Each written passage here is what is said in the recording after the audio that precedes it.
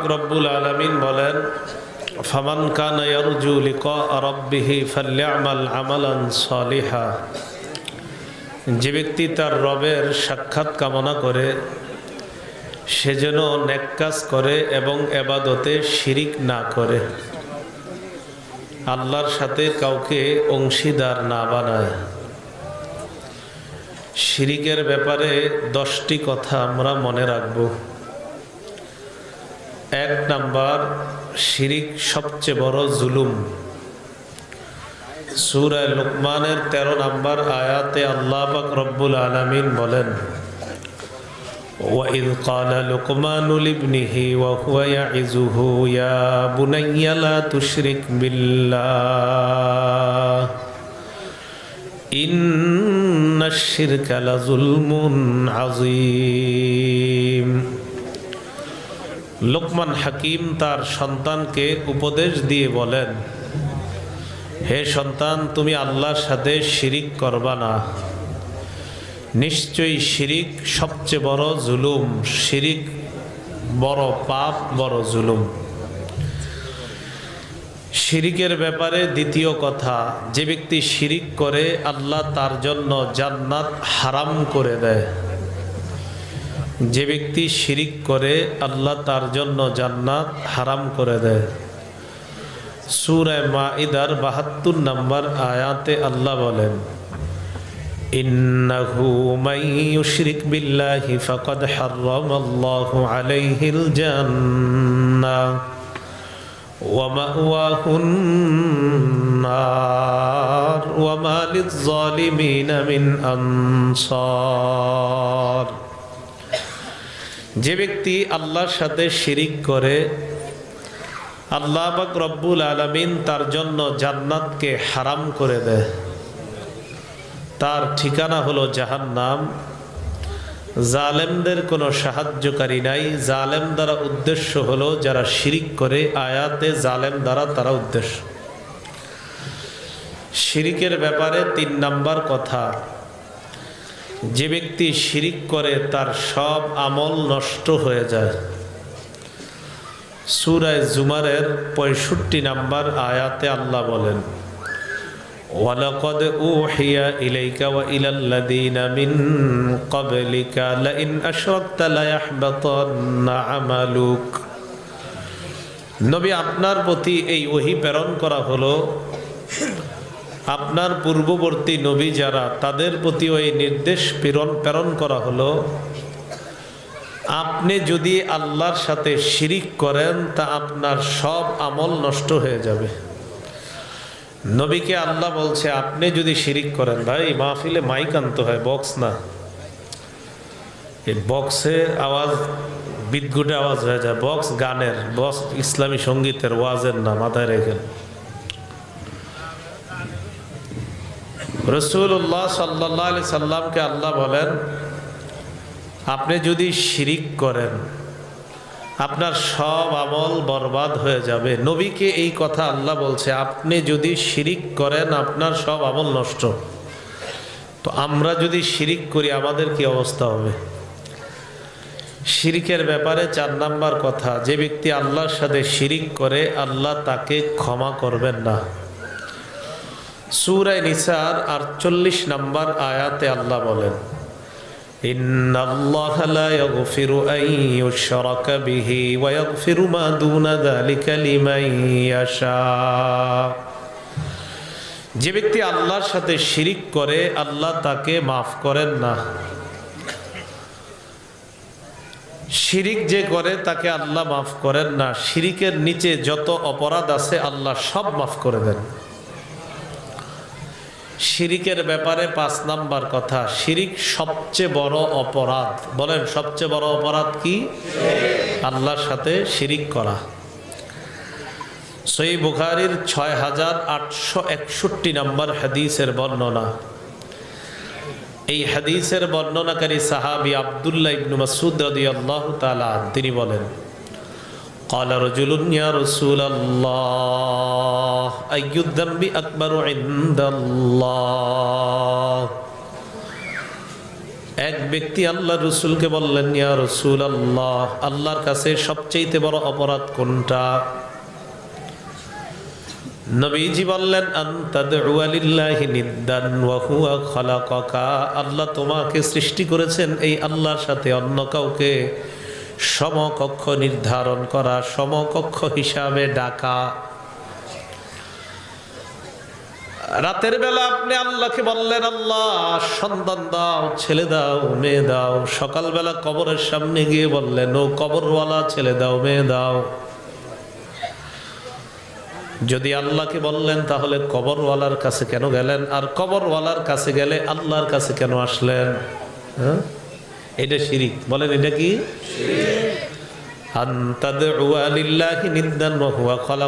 আল্লাহ তোমাকে সৃষ্টি করেছেন, আল্লাহর সাথে অন্য কাউকে ডাকা। এরপর সবচেয়ে বড় অপরাধ কোনটা? নবীজি বললেন,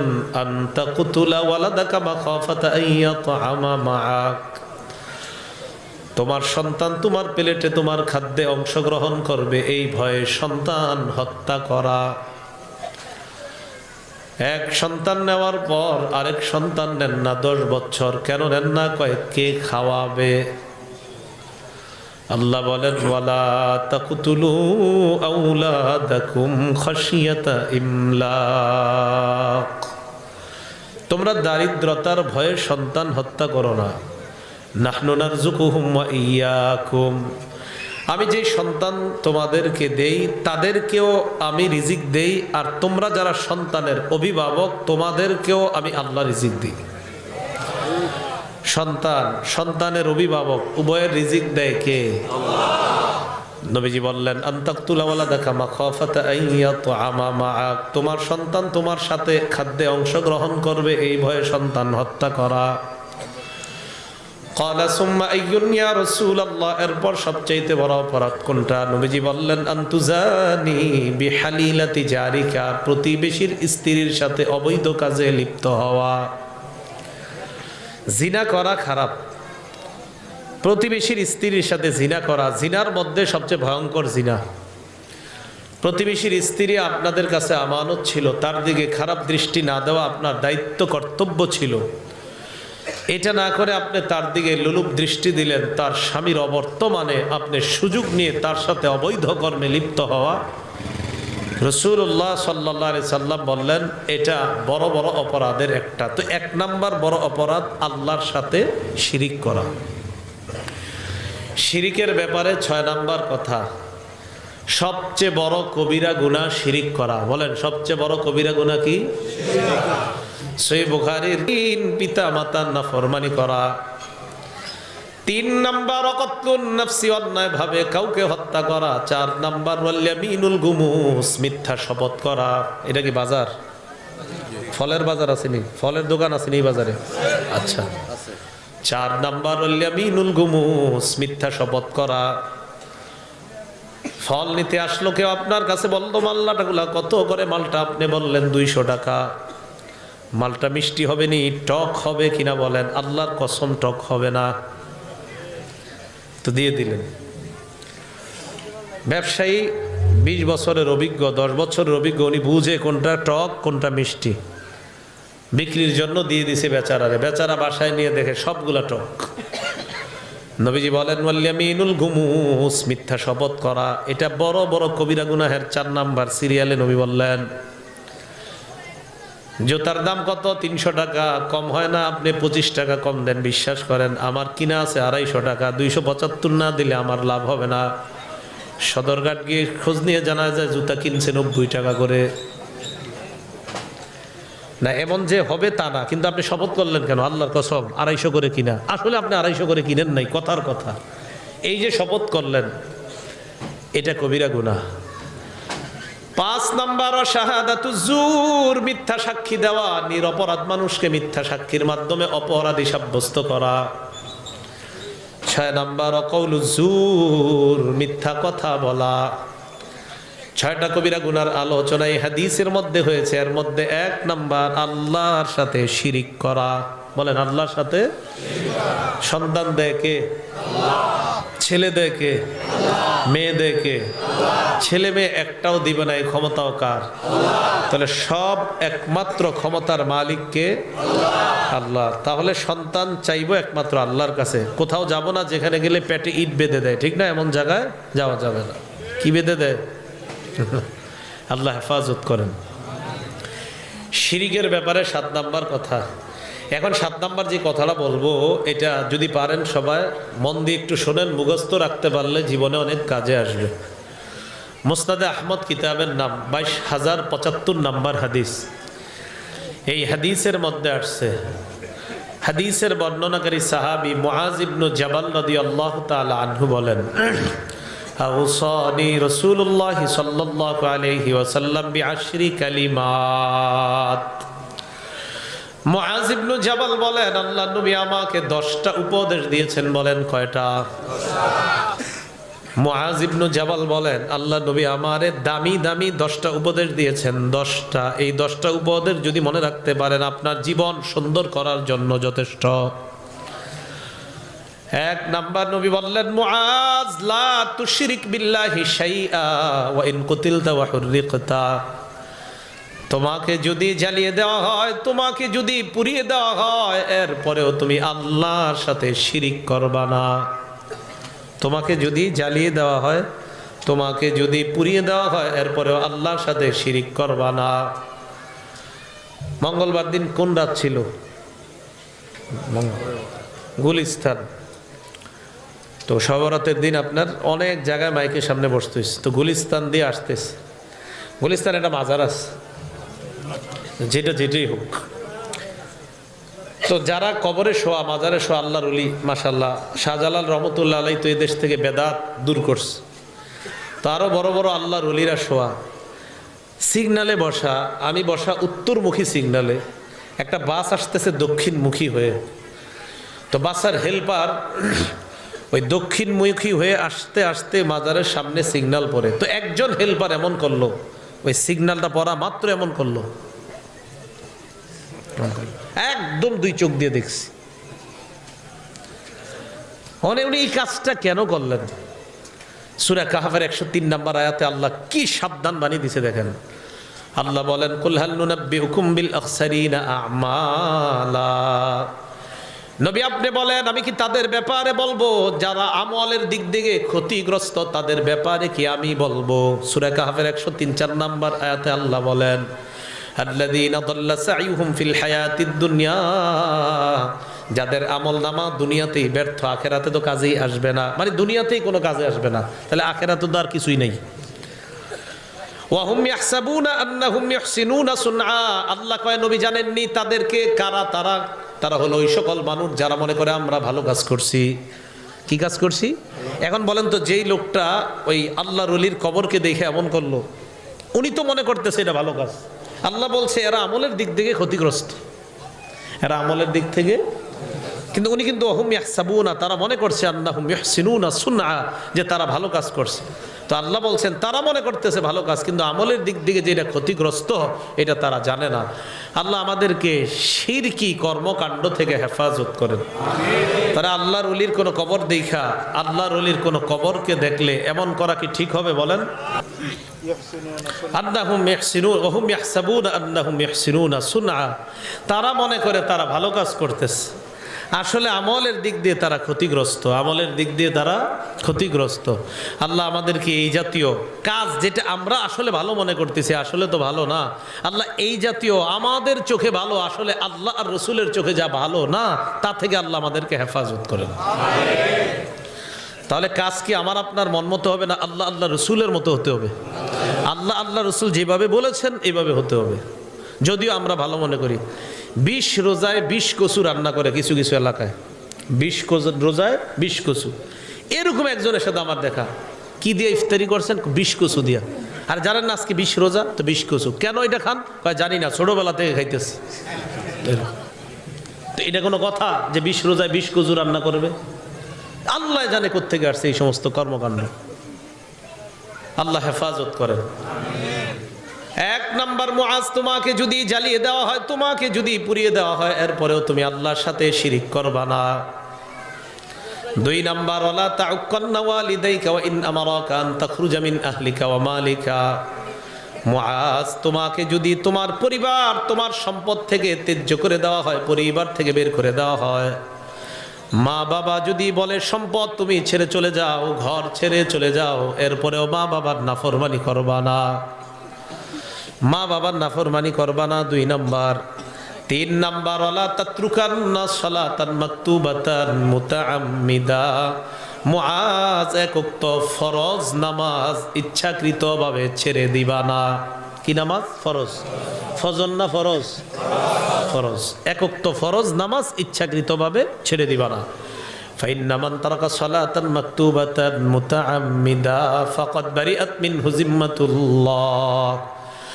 কোন ব্যক্তি যদি ইচ্ছাকৃতভাবে এক ওয়াক্ত ফরজ নামাজ ইচ্ছাকৃতভাবে ছেড়ে দেয়, তার থেকে আল্লাহর জিম্মা উঠে যায়, আল্লাহর দায়িত্ব উঠে যায়। তোর যা মন চায় তুই তা কর, আমি আল্লাহ তোর দায়িত্ব নিব না। যা। এক ওয়াক্ত ফরজ নামাজ যদি কেউ ছেড়ে দেয়, সে আল্লাহর নিয়ন্ত্রণের বাহিরে চলে যায়। আল্লাহ তার অবস্থা এমন হয়ে যায় যে বান্দা তোর যা মন চায় তুই তা কর। তুই কিভাবে এক ওয়াক্ত ফরজ নামাজ ইচ্ছাকৃতভাবে ছেড়ে দিলি? মরণ পর্যন্ত স্বেচ্ছায় জ্ঞান থাকা অবস্থায় এক ওয়াক্ত ফরজ নামাজ ছেড়ে দেওয়ার নিয়ত করেন না। ছেড়ে দেওয়া তো দূরে, ছেড়ে দেওয়ার নিয়ত করেন না। আল্লাহ হেফাজত করেন। আমাদের মাঝে অনেক মানুষ, তারা নামাজ পড়া আর না পড়াটা মনে করে, ও পড়লাম, আচ্ছা পড়লাম, পড়ি নাই, আচ্ছা পড়ি নাই, মানে কোনো ব্যাপার না। এরকম অনেক ভাবসাবাস। একজন ইমানদারের কাছে এক ওয়াক্ত নামাজ ছেড়ে দেওয়া মানে পাহাড় তার উপরে পড়ার মতো মনে হবে। কিসের মতো বলেন? পাহাড়। সহিহ বুখারীর 6308 নম্বর হাদিসে আব্দুল্লাহ ইবনে মাসউদ বলেন, ইন্নাল মুমিনা ইয়ারা যুনুবা কান্নাহু কাঈদুন তাহতা জাবাল ইয়াখাফু আন ইয়াকা আলাইহি। একজন ইমানদার একটা গুনাহকে মনে করবে পাহাড়ের মতো, যে পাহাড়টা তার উপর পড়বে আর সে ধ্বংস হয়ে যাবে। ওয়া ইন্নাল ফাজিরা ইয়ারা যুনুবাহু কাযুবাবিন মাররা আলা আনফি। একজন পাপাচার সে গুনাহকে মনে করবে একটা মাছির মতো, মাছি নাকের সামনে আসছে আর চলে গেছে, সে গুনাহকে এমন মনে করবে।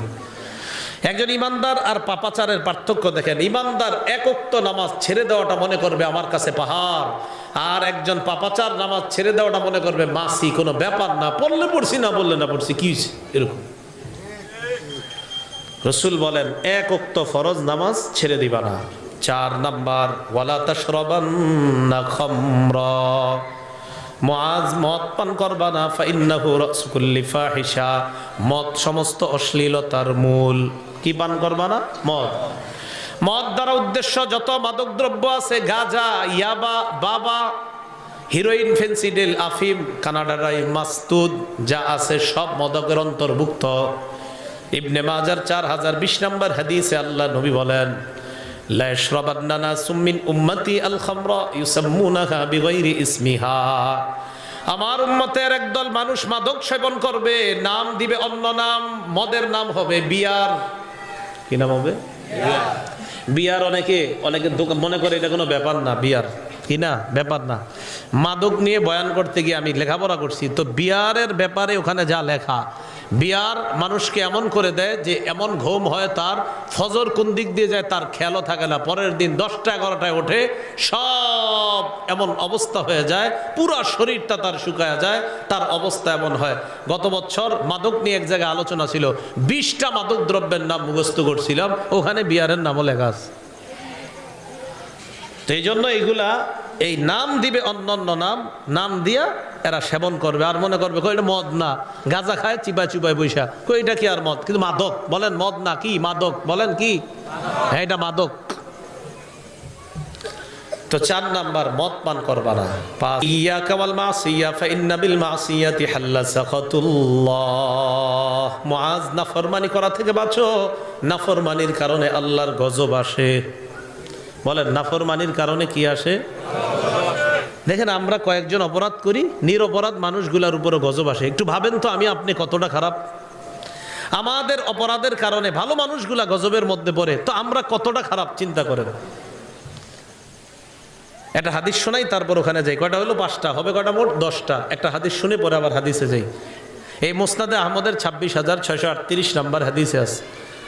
রাসূলুল্লাহ সাল্লাল্লাহু আলাইহি সাল্লামের বিবি উম্মু সালামা রাদিয়াল্লাহু তাআলা আনহার বর্ণনা তিনি বলেন, ক্বালা রাসূলুল্লাহ সাল্লাল্লাহু আলাইহি ওয়াসাল্লাম, নবীজি বলেন, ইদা যাহারাতিল মাআসি ফি উম্মতি, আমার উম্মতের মধ্যে যখন পাপাচার প্রকাশ্যে রূপ নেয়। পাপাচার কিসে রূপ নেয়? আমাদের সমাজে প্রকাশ্যে পাপাচারের ঘটনা ঘটেনি। সবাই মিছিল দিয়া সিরিয়ালে দাঁড়ায়া একসাথে সিনেমা, নাটক, খেলাধুলা দেখার নজির সমাজে দেখা যায় কিনা? নবীজি বলেন, আমার উম্মতের মাঝে যখন পাপাচার প্রকাশ্যে রূপ নেয়, আম্মাকুমুল্লাহু বিআযাবিম মিন ইনদিহি, আল্লাহ ওই এলাকার সবাইকে আযাবের মধ্যে পাকড়াও করেন, সবাইকে আযাবের মধ্যে পাকড়াও করেন। আম্মা জান উম্মে সালামা বলেন, ইয়া রাসূলুল্লাহ আমা ফীহিম সালিহুন, তাদের মাঝে কি কোনো নেককার মানুষ নাই? হুজুর, যাদেরকে আল্লাহ গজব দিলেন তাদের মাঝে কি নেককার মানুষ নাই? নবীজি বললেন, হ্যাঁ, নেককার মানুষ আছে, তবে গজবের মধ্যে নেককাররাও পড়বে, গজবে নেককাররাও পড়বে। সুম্মা ইয়াসিরুনা ইলা মাগফিরাতিম মিনাল্লাহি ওয়া রিদওয়ান, এরপর তারা আল্লাহর ক্ষমার সন্তুষ্টি নিয়ে জান্নাতের দিকে রওনা করবে।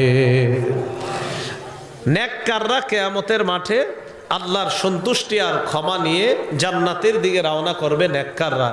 গজব যখন আসবে মনে করবেন এই গজব বৎকারের উপরে আসবে, নেককারের উপরে আসবে। হ্যাঁ, নেককার কিয়ামতের মাঠে জান্নাতে যাবে, বৎকার জাহান্নামে যাবে।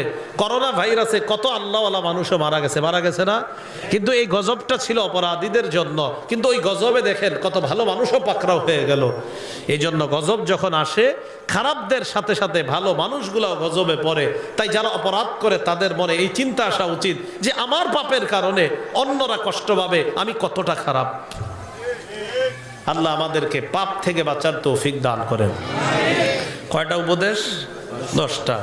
1 নাম্বার শিরিক করবা না, 2 নাম্বার পিতা মাতার নাফরমানি করবা না, 3 নাম্বার এক উক্ত ফরজ নামাজ ইচ্ছাকৃতভাবে ছেড়ে দিবা না, 4 নাম্বার মদ পান করবা না, 5 নাম্বার নাফরমানি থেকে বাঁচবা, নাফরমানি করবা না, 6 নাম্বার ইয়াকা ওয়াল ফিরার মিনাজ জাহফি ওয়া ইন হালাকান নাস, জিহাদের ময়দানে সবাই যদি মারা যায় তুমি জিহাদের ময়দান থেকে পলায়ন করবা না।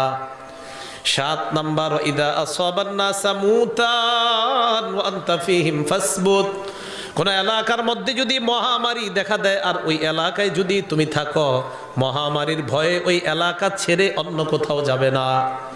মহামারী দেখা দিচ্ছে এলাকায়, তো আপনি মহামারীর ভয়ে অন্য এলাকায় যাবেন না। করোনা ভাইরাসের সময় নিয়ম হলো, লকডাউন হলো, এই এলাকার মানুষ অন্য এলাকায় যাবে না, অন্য এলাকার মানুষ এই এলাকায় আসবে না। মহামারী কবলিত রাষ্ট্রে অন্য কেউ প্রবেশ করবে না, আর করোনা আক্রান্ত রাষ্ট্রের কেউ অন্য এলাকায় যাবে না। নিয়ম হয়েছে কিনা? এটা প্রশংসার যোগ্য নিয়ম ছিল। এই নিয়মটা কি ছিল? প্রশংসার, নিঃসন্দেহে প্রশংসার যোগ্য। কিন্তু মুসলমানরা এই নিয়মটা কোনো বিজ্ঞানের থেকে ধার করার দরকার ছিল না, কারণ মুসলমানদের নবী শ্রেষ্ঠ বিজ্ঞানী মুহাম্মদ সাল্লাল্লাহু আলাইহি সাল্লাম অবিকল এই নিয়মটাই 1500 বছর আগে বলে গিয়েছেন। আমাদের নবী এইটাই বলে গেছেন যে মহামারী কবলিত এলাকা থেকে বাহিরে যাবা না, বাহিরের কেউ ওই এলাকায় আসবে না। সহিহ বুখারীর স্পষ্ট হাদিস, মহামারী কবলিত এলাকার কেউ বাহিরে যাবে না, বাহিরের কেউ এখানে আসবে না। তাহলে আমাদের নবী এটা আমাদের জন্য বলে গিয়েছেন। আমাদের কি নতুন গবেষণা দরকার ছিল? কিন্তু আমাদের ঝামেলাটা কোথায় জানেন? দেখেন, বিজ্ঞান নিয়ম করলো, আমরা সবাই মানা শুরু করলাম, অথচ আমাদের নবী নিয়মটা করে গিয়েছেন, এটা কেউ শুনি না।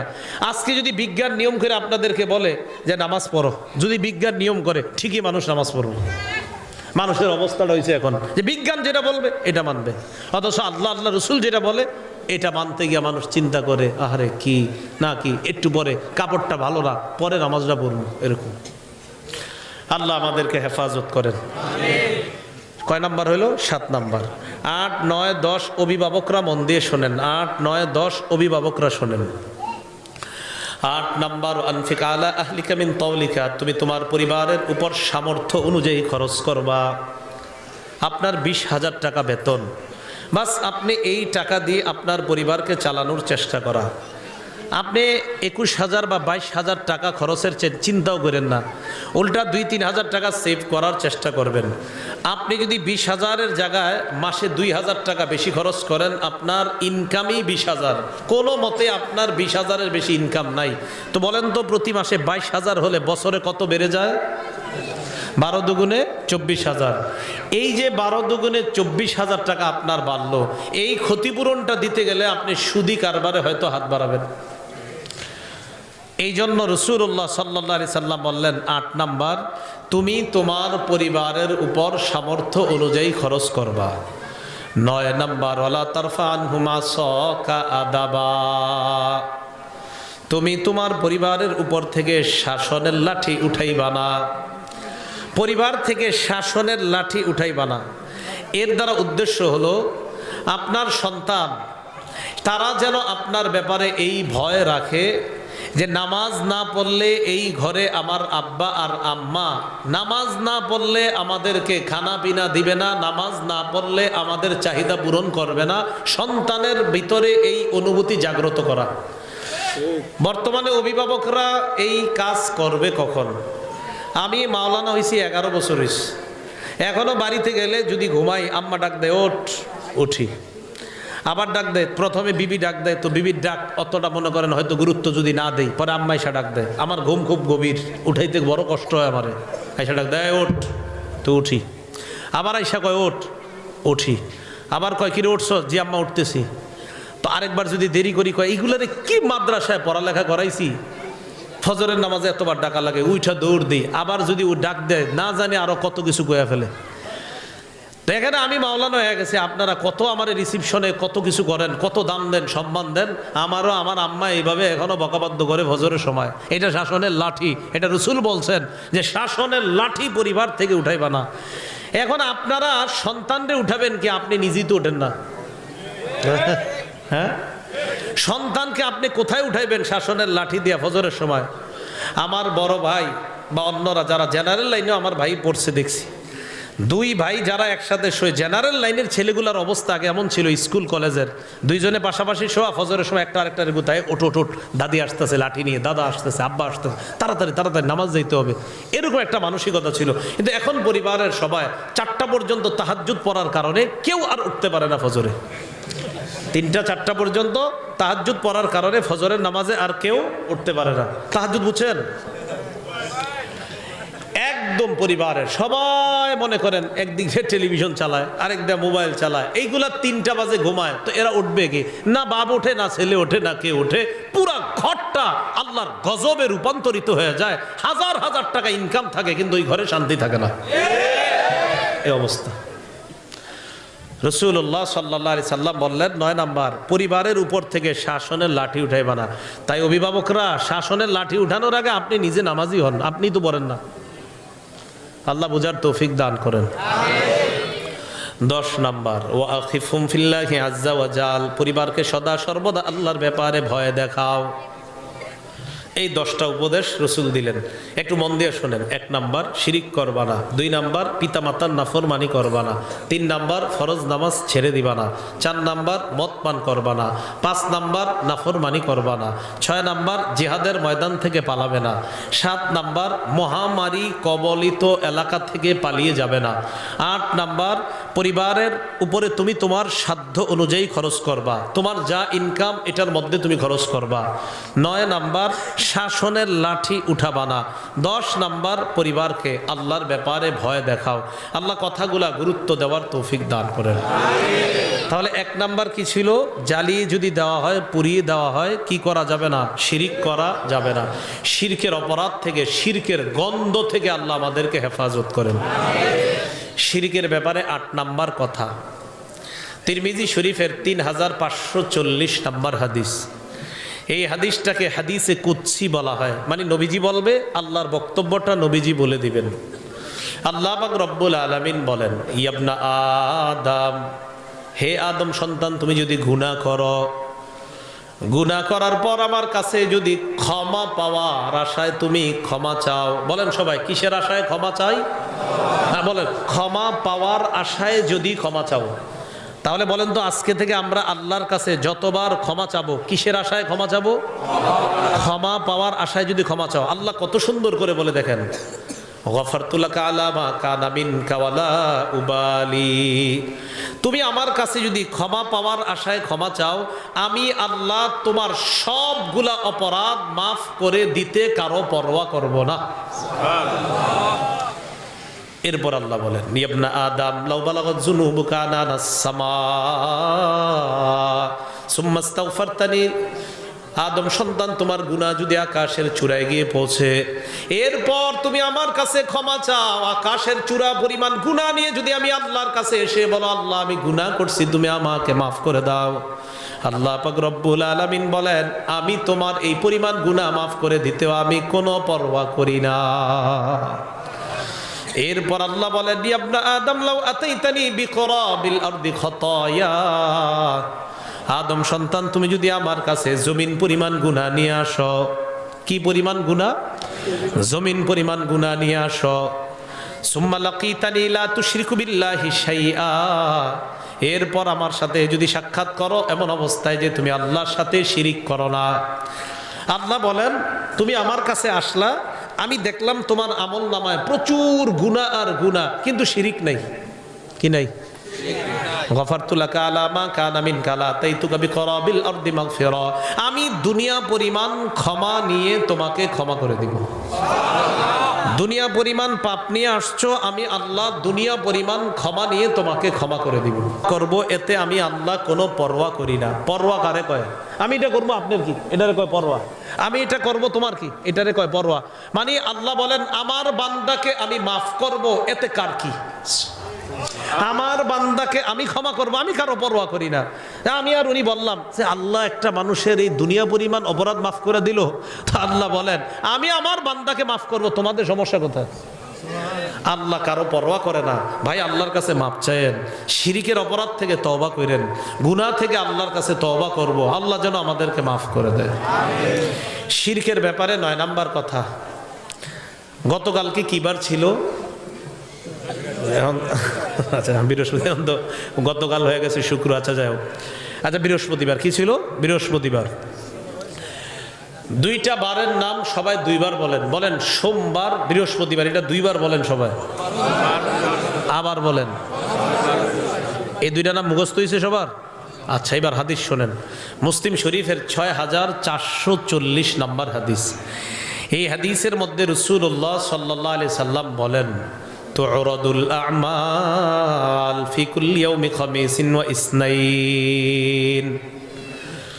নবীজি বলেন, আদম সন্তানের আমলনামা আল্লাহর কাছে প্রতি সোমবার আর বৃহস্পতিবার পেশ করা হয়। বলেন, আমার আপনার আমলনামা কোন কোন বারে পেশ করা হয়? বৃহস্পতিবার। আমলনামা পেশ করার পর ফায়াগফিরু লিকুল্লি ইমরিইন লা ইউশরিকু বিল্লাহি শাইআ। আল্লাহ আমলনামার মধ্যে দেখে, আমলনামায় দেখে 2টা অপরাধ নাই। বলেন কয়টা? সোমবার আর বৃহস্পতিবার আমার আপনার আমলনামা আল্লাহ দেখে, দেখার পর দেখে এই বান্দা নামাজ পড়ে, রোজা রাখে, সব ঠিক আছে, বান্দার হক নষ্ট করে না, তবে অনেকগুলা গুনাহ আছে। মানে দেখে নামাজ আছে ঠিক, বান্দার হক নষ্ট করে না, কোনো অপরাধ করে না, বাকি কিছু কিছু অপরাধ, চা দোকানের সামনে চিপায় চুপায় কিছু অপরাধ করে ফেলে, কিন্তু আবার নামাজ পড়ে। কিন্তু আল্লাহ দেখে 2টা অপরাধ নাই, শিরিক নাই আর ভাইয়ে ভাইয়ে বিদ্বেষ নাই। আল্লাহ দেখে শিরিক নাই আর ভাইয়ে ভাইয়ে ঝগড়া নাই, বিদ্বেষ নাই। আল্লাহ এই অবস্থা যখন আমল নামায় দেখে, ইয়াগফিরুল্লাহ, আল্লাহ মাফ করে দেয়। তো সোমবার আর বৃহস্পতিবার আমার আপনার আমল নামাটা যেন আল্লাহর কাছে শিরিক ছাড়া যায়, শিরকি কোনো আমল যেন না যায়। শিরকি আমল দেখলেই কিন্তু আল্লাহ ক্ষমা করবে না। যা,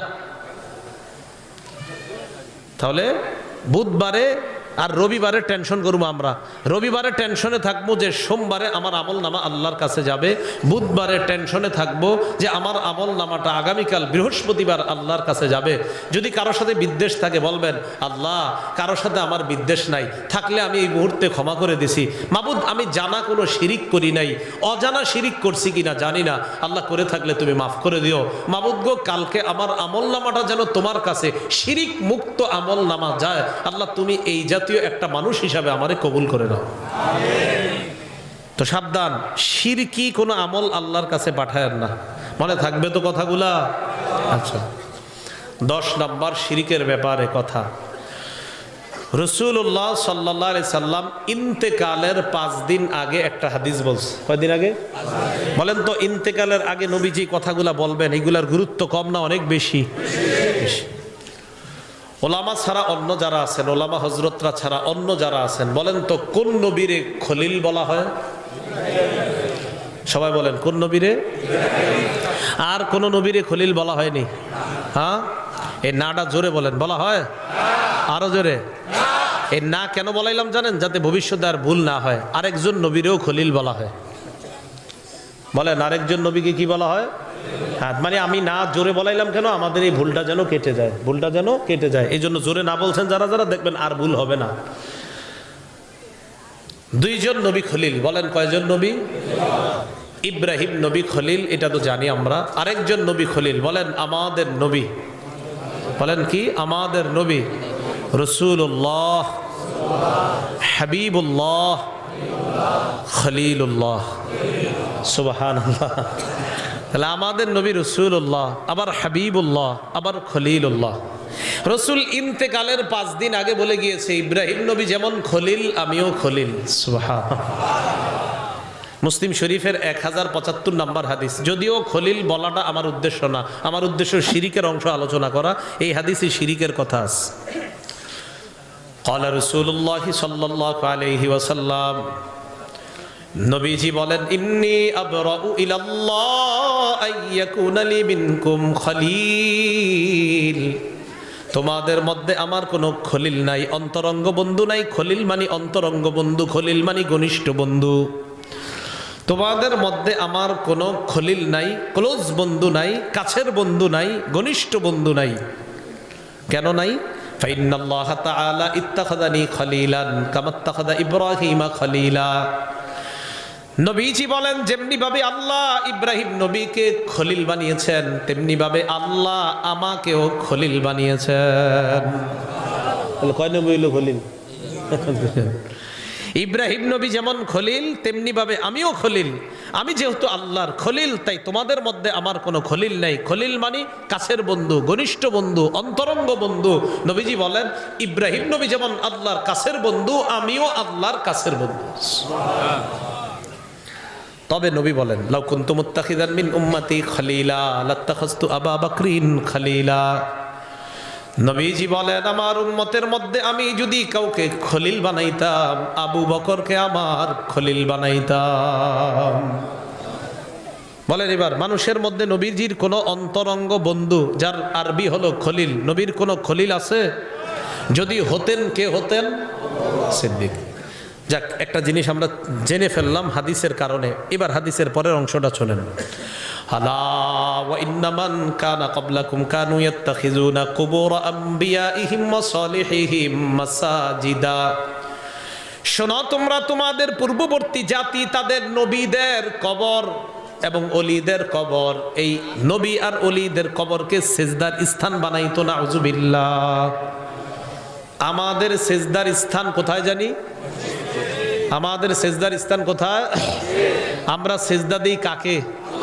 যদি মসজিদ, এখানেও সিজদা দিলে হবে। আমাদের জন্য পুরা পৃথিবী আল্লাহ সিজদার স্থান বানাইছে। সুবহানাল্লাহ। আমরা সিজদা দিই কাকে? আল্লাহকে। আসেন, তো রাসূলুল্লাহ সাল্লাল্লাহু আলাইহি সাল্লাম বলে দিয়েছেন, তোমরা কবরকে সিজদার স্থান বানায়ও না। অতীতের মানুষরা তাদের নবী আর ওলিদের কবরকে সিজদার স্থান বানাইতো। উম্মত, আমি তোমাদেরকে বলে যাচ্ছি, লা তাত্তাখিজুল কুবুর মাসাজিদা। তোমরা কবরকে সিজদার স্থান হিসাবে গ্রহণ করবা না। এখন বলেন, আমাদের এই উপমহাদেশ কবর কেন্দ্রিক সিজদার দৃশ্য ভিডিও টিডিওতে কি দেখা যায়? রাসূল সাল্লাল্লাহু আলাইহি সাল্লাম কি সিজদা করতে বলছে না নিষেধ করছে? তাহলে কবর কেন্দ্রিক সিজদা, এটাকে কি বলা হয়? শিরিক। বলেন, কবর কেন্দ্রিক সিজদা কি বলা হয়? বলেন আমার সাথে, মুখে শিরকি কথা বলা। বলেন, শিরকি কর্ম করা। উভয় অপরাধ থেকে মৃত্যু পর্যন্ত বেঁচে থাকার চেষ্টা করব ইনশাআল্লাহ। তাহলে মুখ দিয়েও শিরকি কথা বলবো না, কাজেও শিরকি কাজ করব না। মনে থাকবেন ইনশাআল্লাহ।